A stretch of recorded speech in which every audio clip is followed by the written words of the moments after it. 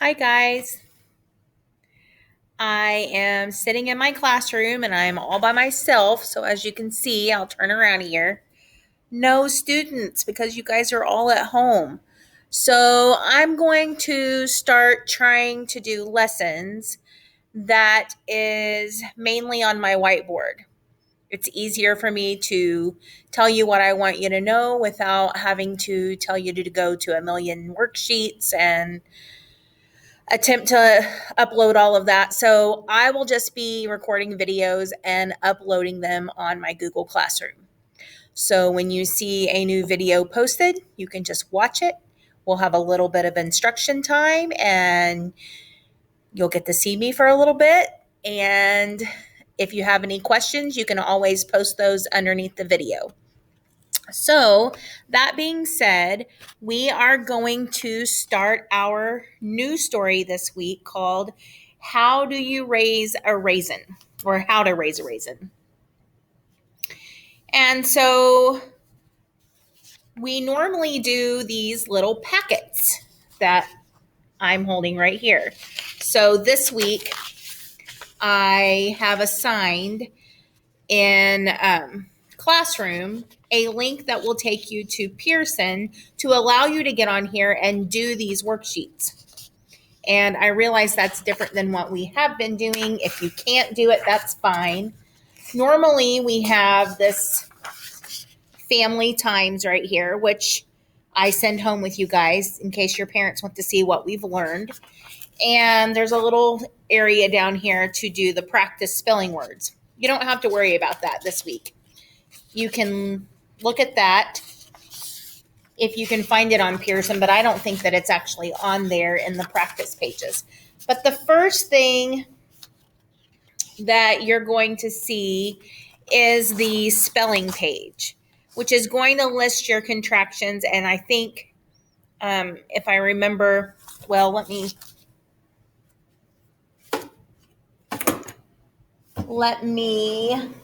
look over here.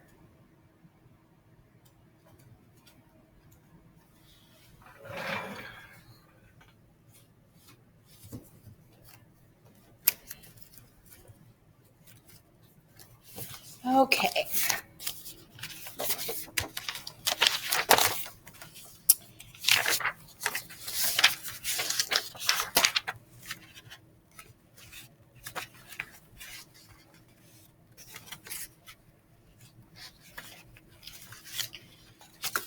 Well, I have the one that has the answers on it. Obviously, you won't have the answers on it. But it's this sheet and it has spaces where you can see the spelling words off to the side in the word bank. And then you can fill in the blanks with the contractions that belong there. The next thing that you will see that we'll be doing is this contractions worksheet right here. I have it listed as page 152.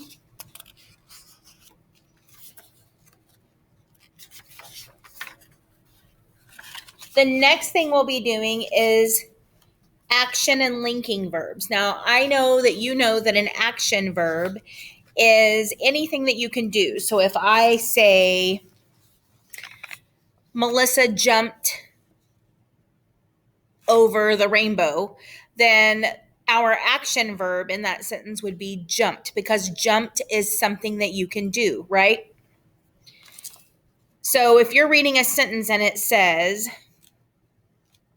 we ate lunch at a little cafe. Well, we've already learned how to split the sentence up into subjects and predicates. So we would say, who are we talking about? Well, if the sentence says we ate lunch at a little cafe, then we're talking about we. We did what? We ate lunch at a little cafe. So ate is something that you can do. Can you eat? Yes. So ate is something that you can do. That is our action verb. We ate. So we're learning a little bit about linking verbs this week. And it's just going to be easier if I bring you up to the board. So you're going to have to take a little trip up to the front of my classroom because obviously I wasn't sitting up there. And I'll stick you on this and let me adjust this here. So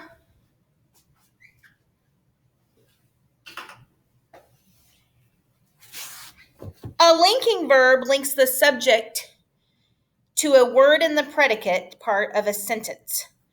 It tells us something about the subject. So in our sentence that I'm going to write on the board, which is going to say, my teacher, and I'm going to leave a space here. So I don't know if you can see this. Let me adjust it so I can see.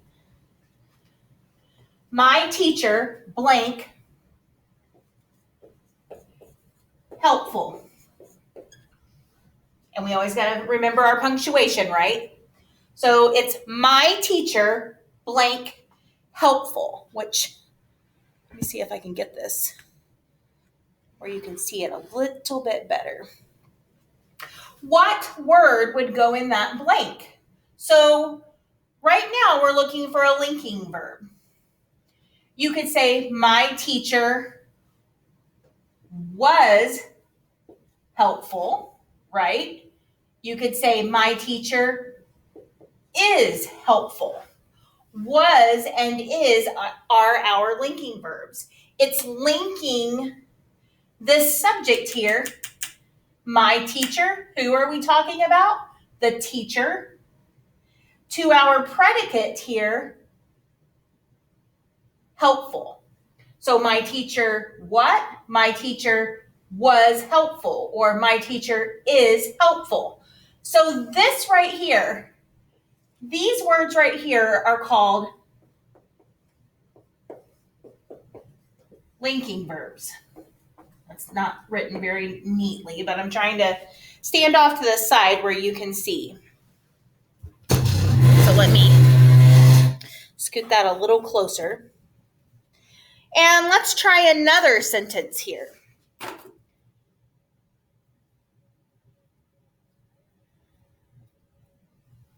Okay. So I'm going to erase this.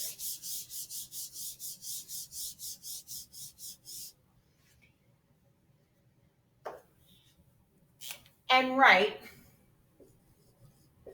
my friends, oops, it would help if I would spell correctly, wouldn't it? My friends, and I'm going to leave a blank here. Blank, hungry. Well, what could we put in this sentence to fill this blank? My friends, blank, hungry. We could say, my friends are hungry. Are is our linking verb that links. So I want you to imagine, here's some of my good artwork that I always draw, you know. I want you to imagine a chain, okay? So I don't know if you can see that very well, so I'll bring my camera up a little bit. Imagine that that is a chain, okay? So when you think about linking verb, I want you to think about how a chain links one thing, right, to another thing. A linking verb links this subject here, my friends. My friends are what? Hungry. And this word are links my subject here to my predicate. So that's what we're going to be working on. I don't know if you can see that very well. I'm trying to get this figured out how I want to position this to my board. But so when you're thinking about linking verbs, I want you to think about it being like a chain that links something together. So in this case, in our sentence here, my friends are hungry.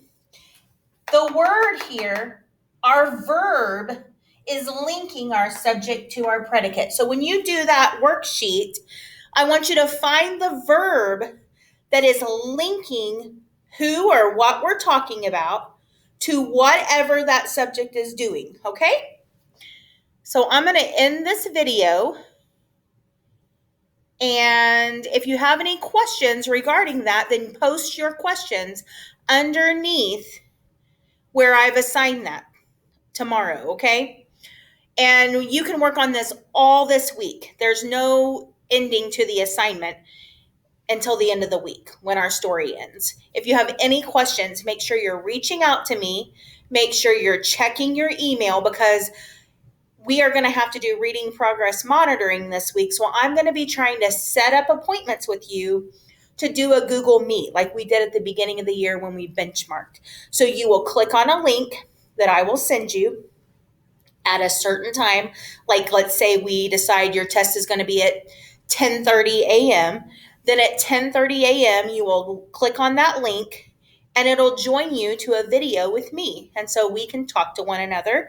You're going to do your reading checkout with me and you can just kind of fill me in on what you've been doing and if you have any questions, okay? So make sure you are checking your email. Try to get your decodable reader done. Make sure you're working on your practice pages, okay? All right. You guys have a great day.